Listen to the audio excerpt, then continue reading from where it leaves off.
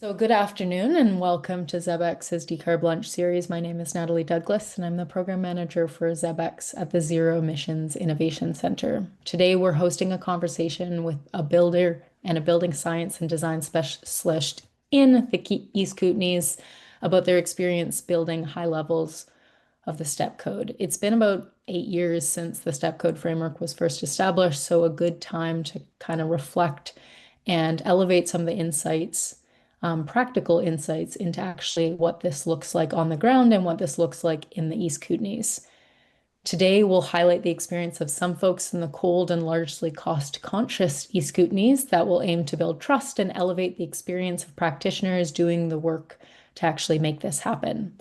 Now, to kick things off in a good way, I'd first like to share my gratitude for joining today from the unceded traditional territories of the Musqueam, Squamish, and Tsleil-Waututh nations. Both speakers are also joining from the beautiful lands of the Ktunaxa. And to the City of Vancouver, giving a big thanks to them and BC Hydro for their financial support that enables us to host these decarb lunches completely free. So if you're interested in getting continuing education credits for attending today's webinar, you can see the information that my colleague Victoria is going to drop into the chat.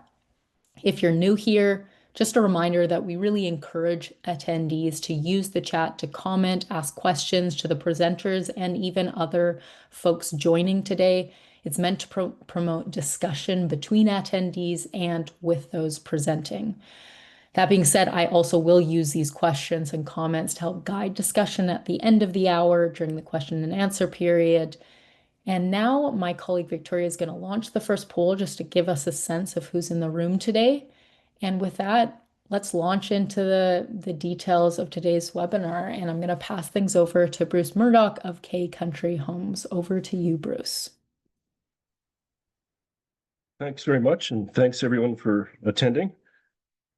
Just a brief introduction. I'm a Part 9 home builder in Cranbrook-Kimberley area. And I've been in the business for about 30 years. Around 2021, I became a net zero certified builder. And we started to design a net zero home in 2021 and started to build it in 2022. And we were aiming for both not only net zero energy, but to make it affordable as well. And you'll see in our first slide here that the first project that we did. And Bruce, you have to click through to the next slide. Yeah, right. We have that up there now? Not yet. Managing all the screens. It's a perpetual struggle.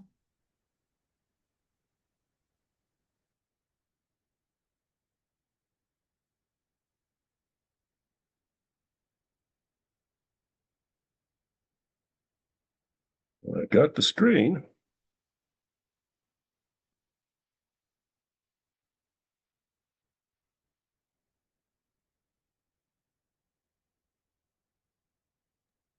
Do you use your up and down buttons on your That's what I'm using, and it's not moving it. Oh, that's strange. Well, Bruce, do you want to keep on talking and then I can pull up some of your slides? Sure. Okay, sounds good. Yeah. So if we can go to slide number 2. Just give me a second. And you can keep on talking. Okay, so the second slide the first slide that I'm showing after the opening slide, so that is the project that we started on in 2022. So net zero homes, they aren't fuel specific, but because we were building such a high efficiency home, I started to think about doing all electric, and that's not something that's very common around here in a cold climate. We have a design temperature here of -26. And so there's lots of questions about whether it would perform properly as well as affordably out here. So I had that was probably my main concern, and so I had quite a few questions about going ahead with this. And So let's go to slide 3, the next one. So I was quite hesitant about this, and I consulted a couple of high-performance builders. One was in the Columbia Valley, another one in Vancouver Island, and both of them encouraged me to take the plunge. And so we decided to do that. So this is our first all-electric home in a cold climate here in Cranbrook. Next slide, please. So what I found is I came up with about 8 different potential problems that had been presented to me as to what would prevent us from going ahead with basically a zero carbon step code home. This is a little bit before the zero carbon step code came out, but it's basically EL4. And so I'm gonna take you through some of these concerns that we had, and as the slide says, a lot of it is basically based in misinformation. So, but we managed to overcome them all. So next slide. So the first thing, and this is my biggest concern, was are heat pumps able to perform well enough in a minus 26 zone? And that's a big concern. But they've come along so quickly with cold climate heat pumps that we're quite easily able to deal with minus 26, even minus 30 with the heat pumps. Next slide. So we used the ductless heat pump, and it was a Samsung one that's similar to the one that's on the left. And that particular one has mostly full capacity down to minus 26. On the right-hand side of the slide, you can see that this particular heat pump just came out from IDEA, and it works pretty much at full capacity down to minus 35. So the technology is there for pretty much anywhere in BC in the coldest climates. I would say the most challenging area might be up and around the Fort St. John area, but in the Kootenays, it's good. So generally speaking, when you design your heating loads at say minus 26, it still only covers 98% of the events. So it is possible that we do occasionally get minus 30 here. So you do have to supply a little bit of supplementary heat just to top it up as your capacity of your heat pump drops. So a lot of builders will put in baseboards as supplementary, but you're still getting heat but you need some backup. So I use this type of heater that's a wall heater, and it's a convection wall heater. I put 2 or 3 on per floor, and that's plenty when the temperatures drop to minus 30 or 32. Another way that you can deal with the colder climate is that you can over design. Rather than say you need an 18,000 BTU unit, you put a 24,000 BTU unit in. But that's not particularly advisable because it costs you more upfront, and then it costs you more to operate because it's less efficient. Next slide. So affordability was another question I had. Is it going to cost us a lot more to do this?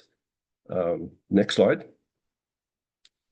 So the comparison now is gas furnace plus air conditioning, because the 2025 building code requires some air conditioning in all new homes right across the province. So we're going to compare gas furnace plus AC versus a heat pump, which provides the cooling as well. Next slide.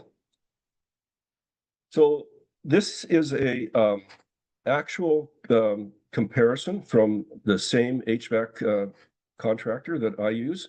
It's not for the same home, but the two homes are very, very similar. So on the left is gas furnace and air conditioning with no hot water tank, and on the right is heat pumps, but it's with hot water tanks. That was just happened to be in the quote. So that's the comparison. It's a little easier to read on the next slide. So gas furnace plus AC ducted is about 28,000 it's basically a starter home level. My ductless heat pump that I typically use is 23,000, and a ducted heat pump is about 32,000. So the only reason why you go to a ducted heat pump would be because it's a little more comfortable than a ductless heat pump. A ductless heat pump moves a lot more air more quickly, whereas a ducted moves less air, and so you don't really notice that moving air near as much. But the ductless heat pump is actually more efficient. It's less costly up front, obviously, but it's also a more efficient system. So anyway, my HVAC is $5,000 cheaper. So that's a good start right off the bat. I'm using these heat pump hot water tanks. They take the air from your mechanical room and put it into the water. If your mechanical room is relatively separate from the rest of your house, fairly isolated, it's a really a great option. It does cost up to $700 more than a gas hot water tank, but the operating cost is really cheap, $100 to $150 a year, and it saves $300 to $400 a year. The other alternative for going electric is a standard electric hot water tank. It's quite a bit cheaper than a gas hot water tank, over $1,000, $1,200. But the downside is that it has a higher operating cost. It probably costs 4 times as much as the heat pump hot water tank. So you have a lot of advantages with the heat pump hot water tank. Another barrier that I ran into is the question as well, if we're going all electric, do we need a large service? Do we need 400 amp panels to install here? So actually, in reality, because we're building these homes more efficient these days, and the loads are relatively modest, and so I always put a 200 amp service in anyway, regardless of what we're building, and that's more than adequate. We could go down to 100 amp service even with electric homes, but there's a little trick to doing. You need a load management system, which I'll talk about a little bit later. Next slide.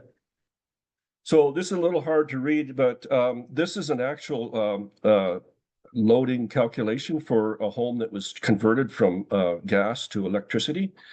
And it's about a 2,400 square foot home. And my circle at the bottom, 127 amps. So just a little over 100 amps, and the whole house is electric. The other number on the other side at the bottom is actually for a laneway house. So even with a regular house plus the laneway house, they're still under the 200 amps.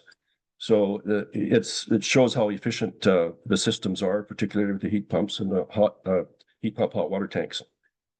Next slide. So this is the load management system. So you can go with a smaller service if you share circuits. So this is just one example where if your oven turns on or your dryer turns on, it automatically turns off your EV charger. And that way you don't have the extra load. It's a shared circuit. So you can actually keep your the size of your service fairly small if you institute a load management system. Next slide. This is kind of controversial right now. Is BC Hydro going to have enough capacity? That was a worry right from the beginning. We do know that BC Hydro has a call out for renewable power to increase their capacity. But the other thing that they're doing this year is what I'm noticing is that they are attacking the demand side. Last year, they introduced the time of use charges. They have rebates for devices to lower your consumption. They're even offering a rebate for 2026 if you cut your usage by 10% for the year. And then also they're offering rebates on solar and batteries to increase their production capacity as well. So but the demand side is something they're looking at very seriously. So I'm pretty confident that BC Hydro is going to overcome the extra demand that we see from AI and some of these other larger users. Next slide. So this is another thing that people always ask me, what happens when the power goes out with an electric house? Well, with a gas furnace or hydronic systems, you need electricity to run them.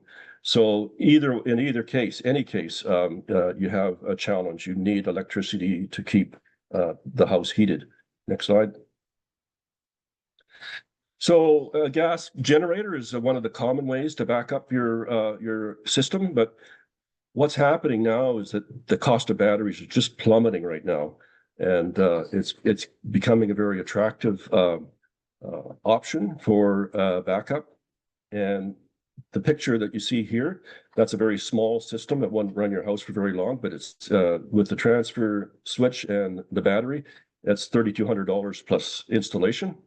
If you wanted a robust system, you'd probably spend up to $10,000 to $12,000, and that would give you quite a bit of time for backup. So here's another concern I had was, what about the trades? Do we have enough trades around to deal with this? And in 2022, when I built, there was very, very few contractors that I could work with. There was two basically that really knew how to work with home heating systems, and really only one that was affordable. But here we are 3 or 4 years later, and almost every HVAC contractor around here offers heat pump installation. So that's moved along quite nicely. Learning curve. Learning curve on the zero carbon step code is actually very, very shallow, very minimal. Every contractor knows what an air conditioner is and how it works, and a heat pump just has a reversing valve in it. Heat pump hot water tanks aren't quite so well known, but it's very, very easy to learn. Maybe an hour, and you probably learn all you need to know about them. So unlike the energy step code, which is, requires a lot of building science to really understand how to get your home up to high performance at a reasonable cost, it has a very steep learning curve. But the zero carbon step code is actually quite easy to do. And I'll just mention a few other little items that we use for lowering our electrical loads. Next slide. On the right, induction range, it's not much of a savings, maybe 10% over an electric range. I bought mine for safety reasons, and then I wound up loving it because of quick cooking. It really heats up quickly, so it's a pleasure to use, but it's not a big energy saver. On the left is the heat pump clothes dryer, and I have a combo LG that is heat pump. The Enter Guide says it costs $50 a year, and I've had it for a year, and they're right on. And it runs every day. It just plugs into a 120 volt, 15 amp circuit, and there's no venting. It doesn't exhaust out hot air that has to be replaced again. And my unit costs $22.50, so it's really not that far off a good washer dryer combo. Then this is another one of my favorites, drain water heat recovery. It's very easy to install into the exit sewer exit pipes. And what it does is it heats up the incoming cold water that goes into your hot water tank from the hot water that's draining from the shower. So it recovers 50 to 60% of the shower heat. So, and very cheap to put in. It's a great, it has a really good return on investment. So I'll just run you through just two of our units that we did net zero, and give you a little bit of idea of the background on them. This particular one is the one that we built in 2022, and we still own it. It has a 2-floor suite up above and a secondary suite in the basement. You'll see that the cost to build, excluding land development costs, development cost charges, and solar, was under $300 a square foot. We applied many affordable design principles to this, and that's one of the reasons why it was built so cheaply. So what this is, 1,600 square feet plus 800 secondary suite, 2,400 altogether. We used R32 EPS walls, R36 in the basement. We used 2 condensers, Mitsubishi ductless mini splits, 9,000 BTU per hour in the basement and 18 in the upper level. And I used the Amaze wall heaters for supplementary heat. We put triple glazed windows in this, and one interesting little fact here is that when I figured out this, the energy savings with triple glaze, I was able to eliminate 2 solar panels, and that almost paid for the extra glazing. So that was kind of an interesting little economic find there for us. R13 insulation under the basement floor slab. We used R36 EPS vaulted roof panels by Greenstone. I used the Rheem heat pump hot water tank and 12 kilowatt solar panels. Next. So this is our actual experience on our energy costs over the last year up till this month. And you'll see on the left, there's 4 months where we are heavy consumers of electricity. The sun is low. We don't produce a lot of electricity during the winter months. And of course, we use a lot more because of the heating loads. So we have 4 months where we draw quite a bit on the system. But on the right-hand side, there's about 6 months where we are net producers. And those shading areas more or less balance out. There's a couple of months where we're about even. So generally speaking, after 1 year, the year end is March. I generally have a small bill, maybe $100, and I want to have a small bill because if I overproduce, it means I overbuilt my system. So this system seems to have been designed quite well. We're pretty much right on our net zero. So this is one we did in Kimberley, finished it last year. Price to build was a little bit higher, excluding land development costs and solar. It's over 330 a square foot. The same idea. We utilized a lot of affordable design principles to keep the cost down. So this one is a little bit different. We used R38 in the walls, GPS, not EPS, triple glazed windows, R15 under the slab, R60 in the attic. 18,000. This whole house only required 18,000 BTU per hour Samsung heat pump. We used 2 heads in a ductless system. We put in 12 kilowatt solar panels. What we did for auxiliary heating is we use an far infrared heating film underneath the flooring for around 1,000 square feet. And the clients tell me that that's cold where they live, and they do get minus 35. Their auxiliary heating was only required for hours rather than days during the January cold snap.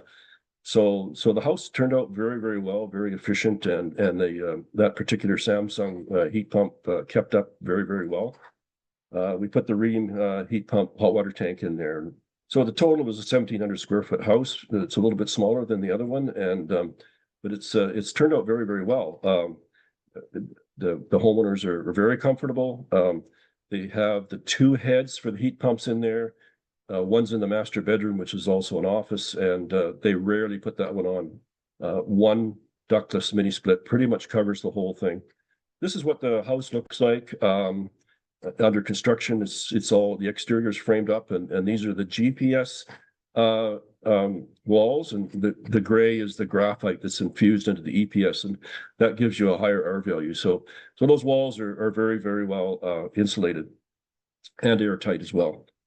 So anyway, after all the hesitations that I had and building the way we did in 2022, I'm all electric now for everything we do. I would say I've proven to myself that from a technical and affordability perspective, building to EL4, the zero carbon step code, is the only way to go from my perspective anyway. So that's my presentation. Thanks so much, Bruce. So we're going to pass things on over to Kevin Brown, who's going to start screen sharing now. He'll focus a little bit more on energy step code, and then we'll bring everything together at the end of the session, where we'll dive into all the questions that are coming up in the chat. Over to you, Kevin. Perfect. Well, thanks very much, everybody, and thanks, Bruce. That was a really good survey of some of the things you've found in these Kootenays. It's great.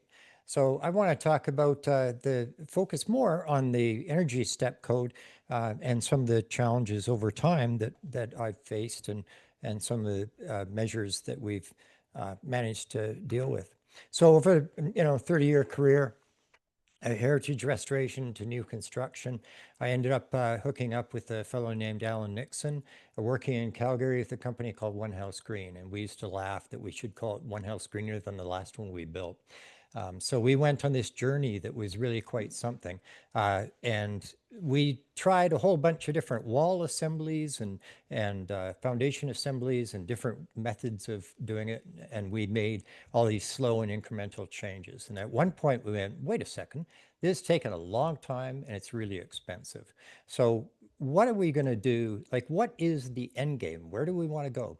By that time, the BC step code system had come into place, and we went, yeah, let's just go there. Let's build to the BC step code. Had a look at it, went, well, we've been playing around with this. We would probably meet step code 5 pretty easily.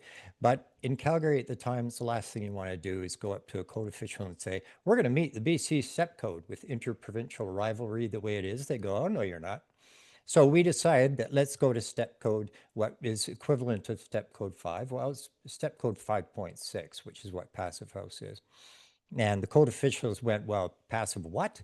Once they got used to the idea of how we were building, they actually made it easier for us. And, we had code officials that would come by for inspections, shake our hands on the way out and go, oh my God, I wish if everybody built that way. So it was really cool to go through that journey. We ended up playing around with modular, ready to move homes, and we did a bunch of retrofits on the way through as well. So in terms of climbing up the steps, there's three main strategies we developed to reduce costs. Utilizing smart design and development processes, using building science principles effectively and affordably, optimizing costs of high performance materials and installations. So we found that those three main strategies, we focused in on that. It was great.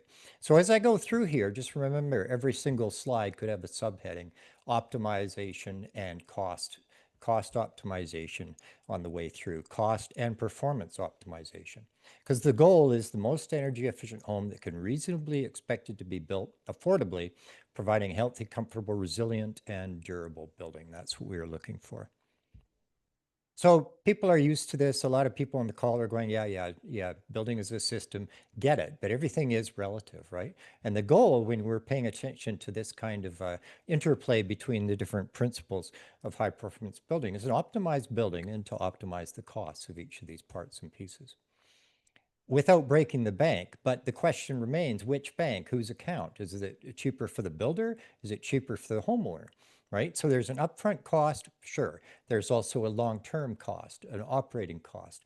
And the goal here, when we're optimizing for the human requirements, in other words, the human desires and needs and wants and the indoor quality of the space, the environmental conditions, in other words, the influence of climate and local area conditions, the specific conditions of the site, and then there's the budget as well, right? So our goal here in balancing all those, you can't just say, okay, budget's the most important thing. Let's just build with 2x4s and no insulation. Yay, that's cheap.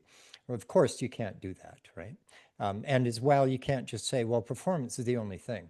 I don't care whether you want that extra bathroom or not. Performance rules. You can't do that. So what we're wanting to do here is not only optimize the building, but we want to optimize the value as well. So scheduling high performance comes down to process. And this is the traditional model: design, bid, build. In one case, we had a multifamily home developer that had already pre-selected a contractor.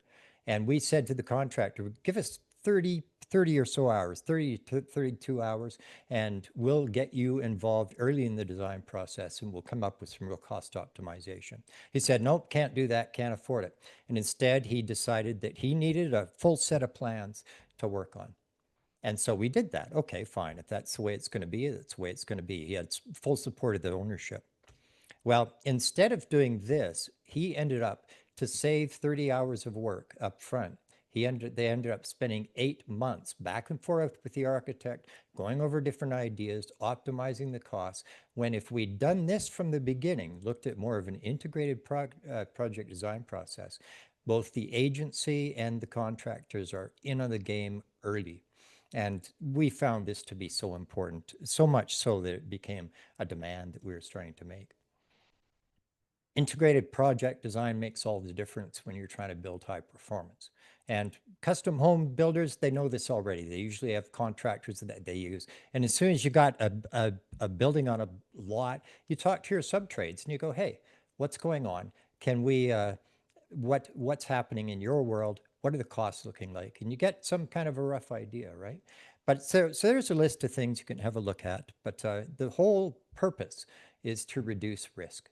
That's the purpose, because in the end, everybody has to put up with the discipline of the cost curve. I like to quip that, the worst time to try to save money is waving your hands around a job site when the home's half built. Like, that doesn't work, right? So we have to do that. And so design, bid, build, when's you actually getting to your budget? When are you actually making that happen? Is energy modeling going to be a tool, or is it just a last minute regulatory check? So build the team, use energy modeling and budgeting as your essential design tools. And remember that the energy model only tells you so much. And then you want to monitor it to troubleshoot any issues after the fact and optimize the system. And as well, your budget, I said this before, you've got a budget for your project, you've got a budget for operations. And it comes down to equipment maintenance and replacement, building maintenance, and of course, the energy use as well. Because after all, climate rules all. So in order developing some of the ideas I'm presenting here, it's the projects in the red. I mean, I've built from Cold Lake to Campbell River, but here we are in climate zone 6, 7A, depending on how far north you are, or what your altitude is. So building complexity, simple design principles, right? I don't care if you're building a 2x4 hunting shack or you're building a passive house. Building complexity is expensive. Complicated is expensive. Whereas simple, well, that's affordable. So in this case, this is a home we were designing in Golden. The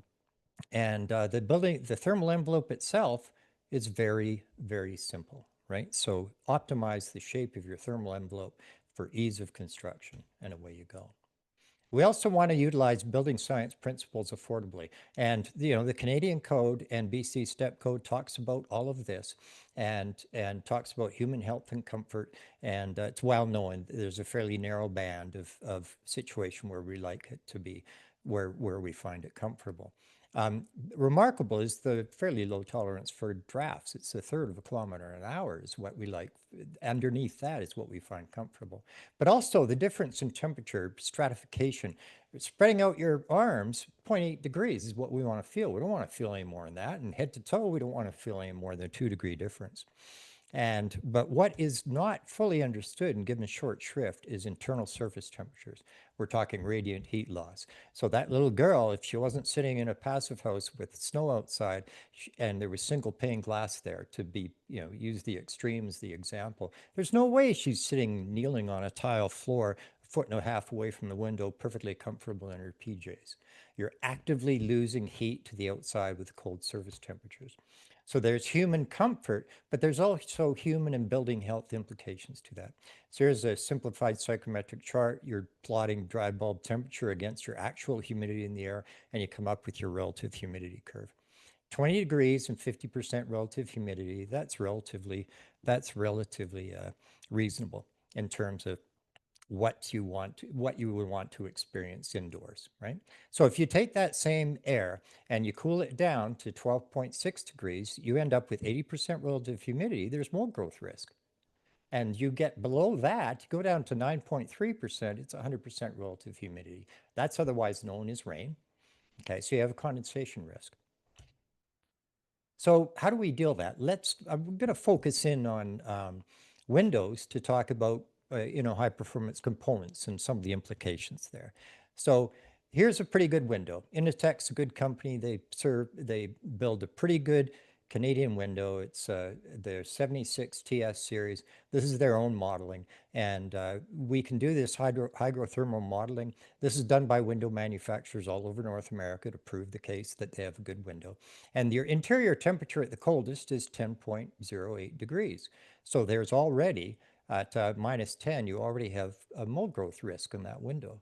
And you could easily, by going a few degrees colder than -10 outside, you could end up with condensation risk as well.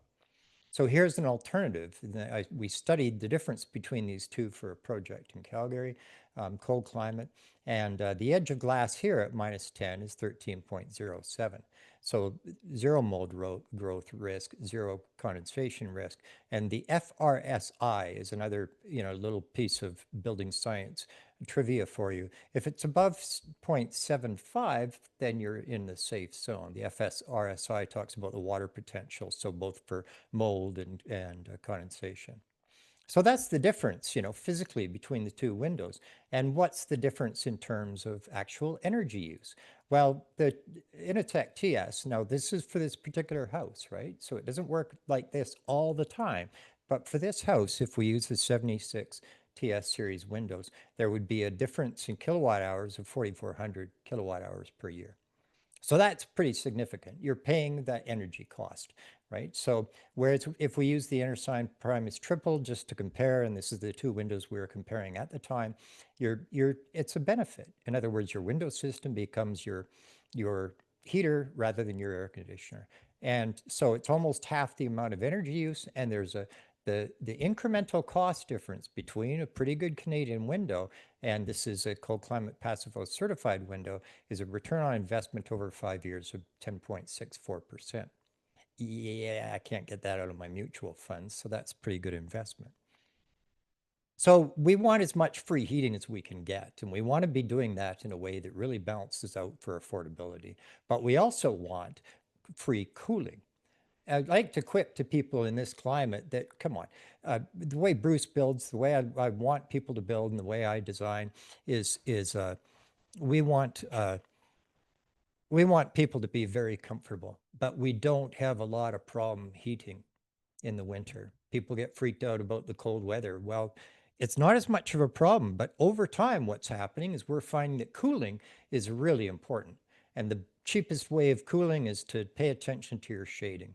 So this is SketchUp, commonly used by architects and designers. It's a really simple 3D program to use. You could order it and start playing around with it yourself. And then you can see in each graphic, there's the little sliders you can move back and forth. You show your shadows and you can study your shading. So this is a project working on in Wausau, and we've proved that there's pretty good shading. It's red because it happens to have a plugin called Design PH, which is absolutely deadly. It uses ray tracing to study the impact of the sun on each and every window, and it's just so robust a system for studying shading impacts that it's what I use. But just with simple SketchUp alone, that's all you need. Now, there's a lot of different programs about there. If you want a free web service, sunangle.com, or maybe it's .org, I can't quite recall, is free. It's a website and you can do shading analysis using that. So lots of different options. It is absolutely critical to pay attention to shading. It's free cooling. So do passive measures first. So you can shade, you can flush overnight if you want to. You can also have exterior blinds. You can have your shading can be with overhangs. It can also be with vegetation. I mean, chop down the south face, the coniferous trees in the south and plant some deciduous trees. They're really pretty. The sun waves around in the leaves as they blow in the wind. And yahoo, you get some free shading that way as well with the added benefit of a few more trees. It's absolutely critical. This was a certified Passive House Plus, or is, and everything was fine. Now, in Western Canada, it used to be that to get rid of your cooling load, all you had to do was open some windows overnight. Until, guess what? Asthmatic client, heat dome, and forest fire event. And all of a sudden, she's not so comfortable. The heat dome in 2021, that's the event that led to 650 people dying in the lower mainland, most of them in their homes due to heat exhaustion, and burned down Lytton that hit 49.7 degrees Celsius. So we have these things happening. External shading, if you want to use blinds, do internal blinds work? Not as well as external blinds. That's one of the reasons why interior swinging tilt and turn windows are a really good idea for high performance, because you can get exterior shading on quite easily.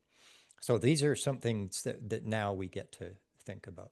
When we're talking, I was looking at shading going, well, hey, what do we got in terms of the code? And F280 is the CSA, CSA F280-12 is the energy model that they want mechanical contractors to be using to really zero in on your heating and cooling loads.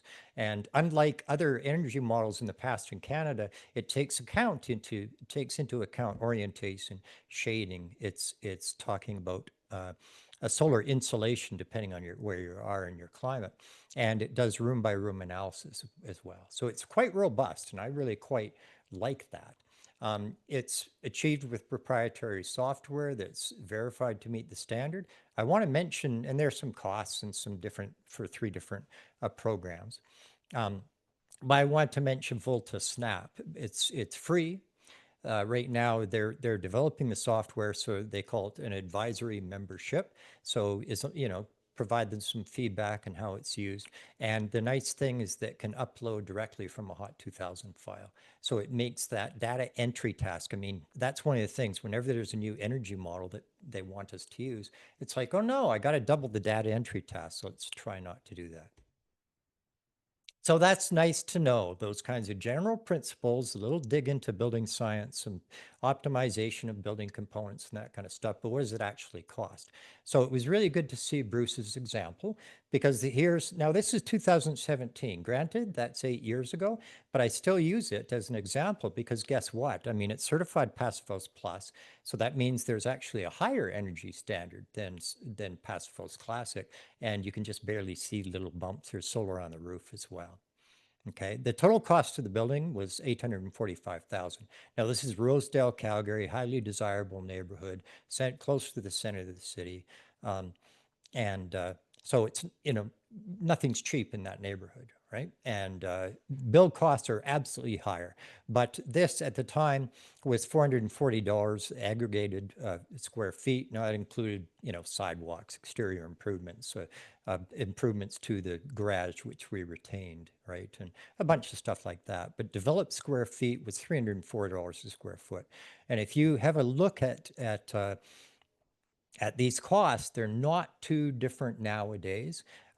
They're coming across the line for, if you're dealing with a custom home, they're coming across the line more or less the same or cheaper than code minimum construction. So it's really good to see. And this is a nice model, like I say, to use. Now, sure, there's lots of benefits. You can tell that I'm sold on doing a high performance building or a passive house. And so I'm sold on the whole idea of moving up the steps as fast as you can, cut to the chase, get to the end zone. Let's decide what we want to do and let's make that happen. Let's decide on the energy standard and then optimize the cost for that. That's a really good approach. We have a skilled labor shortage. It's like, okay, this has been around for a long time. There are opportunities there, right? But still, it's a real nut to crack. And but there are training programs available, right? There's also expensive components, and the market is actually becoming far more competitive. I mean, Bruce, you've tracked that in terms of heat pump prices, and envelope products are really getting competitive now, right? More North American suppliers are getting into the game, more North American manufacturers, and suppliers to Canada are establishing at-home warehousing tariffs. We've got that to deal with. So there's a lot happening, and it's really cool to see. The fear factor in pricing. So education, experience, site visits. The prices are definitely going down as we learn. Okay, now a new contractor in the field, you can't expect your first customer to pay 100% for your learning. It's a constant thing, as everybody knows. I mean, who ever stops learning anyway? It's part of life. But when it comes down to high performance building, it's very important to understand what the opportunities are. And there are opportunities, right? So you can look at it as a challenge, or you can say, hey, exterior finishers, why do you just want to put on the siding, the flashing, and be done with it? Why don't you grab everything from the sheathing on out? Right? Why don't you grab all that work, especially if people are discussing exterior insulation strategy? So 2x6 wall, the membrane on the outside, the MyVest membrane is nicely taped and waterproof, so it works as the WRB. It also works as your vapor control layer. They're commonly known as your vapor barrier, but your vapor control layer, and as your air barrier. So one membrane done and dusted, 3 different purposes, away you go. And then put exterior insulation, in this case mineral wool with metal anchors, and then you have a highly fire resilient makeup as well. But those E-Jot clips, holy cow, are they ever cool? Do they look expensive? Yeah, they are expensive. This is the problem with line by line budget control, trying to optimize your budget line by line. We can't afford those. Traditional contractors would say, that's ridiculous. We can't afford those spacers. Look how much they charge. It turns out that the labor savings are so dramatic that the additional expense for that clip is not a big deal. So we have a situation where we can have an external installation strategy for price and performance and ease of installation that's really, really good. So thanks to Marcel Studer. He's a great contractor, owns the Econ Group out of Vancouver. He's an architect that works both in Canada as well as Switzerland, where he's from. And yeah, thanks to him. And he keeps on doing this cost optimization for each and every one of the building parts. So I'm looking forward to some discussion. As far as I'm concerned, there's so many benefits and there's so many opportunities. It's like, let's go, folks. Let's make up our mind. And my granddaughter Lily and my other granddaughter Juliet are my inspiration. And we were playing around. I said, let's build some houses. So we used some Jenga blocks, and they come up with actually some really cool designs. Lily very much liked, I like that mid-century modern stuff. So she was very jealous about protecting her design. So thanks very much. Thanks so much, Kevin. That's a nice heartening way to end. I think that I'm going to launch into the discussion just because we only have about 10 or 12 minutes. Maybe I'll pull from the question that just came up in the chat. Bruce has already responded to this, but Bruce, maybe if you could talk a little bit more about your choice in choosing the greenstone system.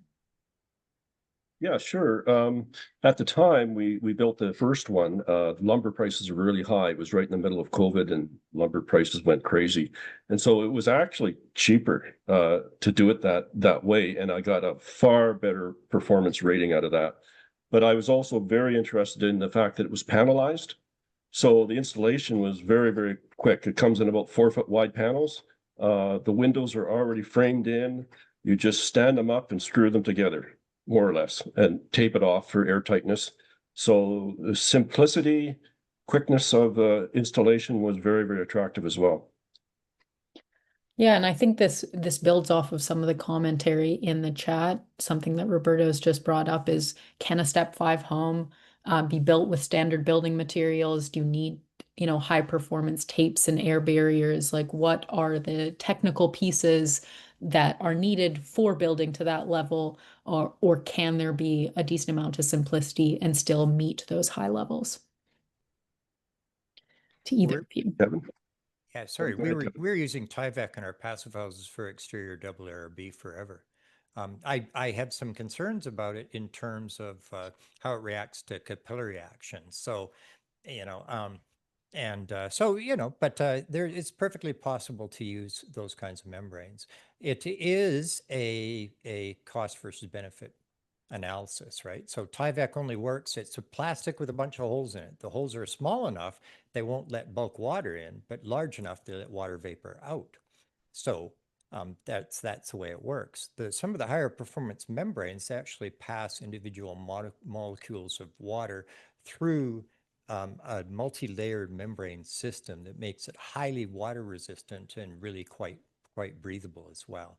So there's a functional difference and a quality difference, right, where I'm reluctant to use Tyvek. Say, if you plug the holes, it doesn't work as well. So you don't use it directly underneath another product. If it's on the surface of an assembly, right underneath the rain screen, so it can breathe very well, fill your boots. Why not? Bruce, I'll make a comment on step code 5. Design is probably as important or more important than the product choices. So you can I've got a design right now that we're planning to build in the spring. It's a sort of a duplex size footprint. And all I did was add a little bit of extra insulation to the exterior walls, and I got step code 5 because of the way it was designed. It's square, that had no bump outs. The stacking makes your house cheaper and easier to make this higher step codes. So, and window design is extremely important. The window to wall ratios, if they're too high, it's really, really hard to get up to the high step codes. So if you're very strategic about your windows and where you place them, and you can get away with double pane on a step code 5. But if you have a lot of windows, you can have the trouble with step code 3. So it's all about this, not all about design, mainly design. Product selection is probably secondary, I think. Yeah. And Yeah, making sure that there's that cost benefit optimization is done, right? So double pane glass, interior surface temperatures, I don't want to sit beside that in our climate, right? So triple paned in pretty much any Canadian climate is the way you want to go. But you can easily do a takeoff on what the energy gains and costs are for doing that. In terms of window to wall optimization, yes, you can, but that, that doesn't mean that you end up with a bunch of tiny little windows. I mean, there's an optimal amount of window glass to be used. There's a book called The Greenest Home. It was published, I believe, in 2012. By now, it's of historical interest, but they modeled a house as a passive house in Ghost Lake, Alberta. Three different versions. One, little wee windows. There's hardly any windows in the entire place. Passive house. The other is, it looks like a fishbowl. There's so much glass, it's ridiculous. Passive house. So it's all in the energy balance and the cost versus benefit ratio that you put into it. Yeah. So, but one of the reasons why I really appreciate Bruce's work is because he's going, look, what's the cost? What's the cost? How do we get to a higher energy step code? How do we get to a higher zero carbon step code? And what's the best combination of the two to get to emissions reductions and cost optimization as soon as we can? absolutely. I think that balancing out is immensely important. Yeah. Brenda just asked in the chat, which design tools standards do you use to size heating equipment, and have you found any big differences between tools? More directed towards Bruce, probably. Sure. As far as designing, we start with the F280 engineering report. We've been doing this since before. It's now actually required, at least locally anyway. But we've been doing this for quite a while. And so I hand that over to my HVAC contractor, and he usually spends quite a few hours on it because you're getting heating and cooling loads by room. And so he wants to make sure that everything's placed right. I do tend to rely on their choice. We've used, as far as heat pumps go, I don't want to force them into a product that they're not familiar with. So, but I do know that there are top-notch companies out there, half a dozen of them. So as long as it's in that range, I'm happy. Mitsubishi, Daikin, Samsung. I've done a lot of Samsung now. Really happy with it. So yeah, there's a few upper class ones, and as long as it's in that range, I'm happy with that. But I'm really careful about right sizing. I really don't like to oversize at all, or undersize either, of course. But to oversize, you're just wasting, and your equipment's going to wear out sooner if it's oversized because it's going to cycle more often. So those are some of the thoughts I put behind the choices. Yeah, and I'd second that for sure, Bruce. The other thing is that when you build with the wall R values and the window qualities and everything that Bruce and I like to build to, you've got actually very low heating loads. I mean, for for excuse me, for step code 5.6, is the heating loads are so low that mechanical contractors quite often go, I don't know what to even do with that. I mean, 115 kilowatt hours per square meter per year is the Passivhaus guideline for heat demand. That's the amount you're going to be using over the course of a year per square meter. And that's the equivalent for your average size home, the size that Bruce builds there. It's a hairdryer. So that's the power of a hairdryer, which is crazy when you think about it. What? I can heat my house with a hairdryer? So all of a sudden, what happens at that level is the price of your mechanical system drops like a stone. Again, heating, cooling. So I tend to size a heat pump for my heating device because some heating is required, but I want the cooling. I want to size it appropriately for the cooling. It's more important than sizing it appropriately for the heating. And that means that you end up with a smaller heat pump. You don't need a gigantic heat pump in order to satisfy that.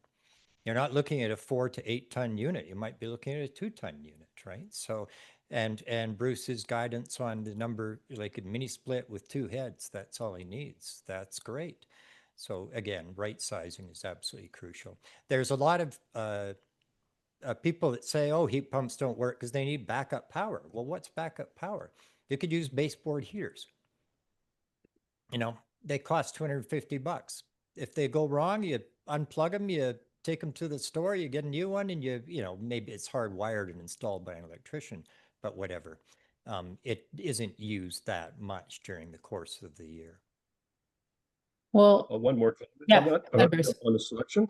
I think it's kind of important. If your design loads where your heating and cooling are very close to each other, try to remember that 10 years from now, that cooling load is going to be higher. So plan for that today. So I make sure that I've got enough headroom, you might say, in the cooling load to handle a higher cooling load 10 years from now. Yeah. Yeah. Overall, in Canada, we don't spend a lot of money on cooling, with the exception of the St. Lawrence Valley, you know, Toronto, Montreal, and the Eastern Seaboard, where it's hot and humid in the summertime, but we don't spend a lot of money on cooling. So we're at about two kilowatt hours per square meter per year in terms of our cooling demand in Canada. But like And that slide I showed, you yeah, know, climate's changing. So Bruce, for sure, we've got to, you want to future proof your design against the extremes, and heating, fire resiliency, those I things wonder, are really like, important. we have 2 more minutes, so I'm just going to wrap us up here and give you guys a chance to have some final reflections on kind of, step code adoption in the East Kootenays. You guys tend to perform, you have a really great community of green builders and folks that are building to high levels of the energy step code and zero carbon step code. Any reflections on how do you convince people that might be on the fence? Bruce, as someone who was previously hesitant and has been compelled.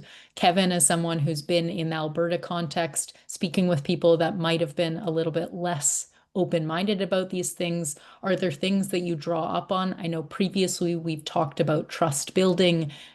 This is not a technical problem. This is maybe more of a trust and confidence issue. Any reflections on that as we close out this hour? You want to go, Bruce? Yeah, sure.